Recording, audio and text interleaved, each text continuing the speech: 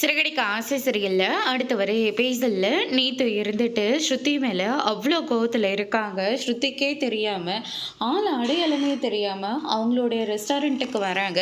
வந்த உடனே பார்த்தீங்கன்னா, ஒரு லெமன் டீய வந்து ஆர்டர் பண்றாங்க. அவரும் எடுத்துட்டு வந்து குடுக்குறாரு. ஸ்ருதி வந்து சாப்பிடல அப்படின்னு சொல்லிட்டு, ரவி வந்து ஊட்டி விடலான்னு சொல்லிட்டு போயிட்டுருக்காங்க. "நீ ஏற்கனவே வீட்ல சரியா சாப்பிடுறதே இல்ல. வேலைன்னு இங்க வந்துடுற.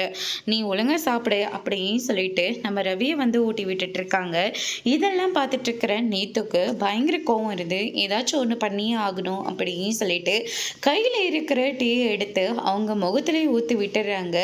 எல்லாருமே பயங்கர அதிர்ச்சி ஆகுறாங்க.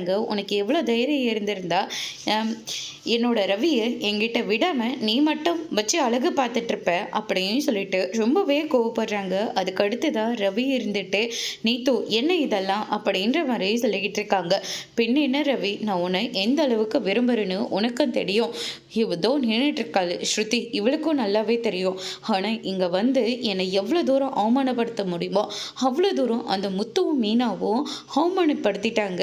அவங்களுக்கு 4 எழுத்து சரியாக படிக்க தெரியாதவங்க. அவங்க இத்தனை பேருக்கு முன்னாடி என்னை அடித்து அசிங்கப்படுத்தினாங்க. அதுக்கு நான் பதிலடி கொடுக்க வேண்டாமா?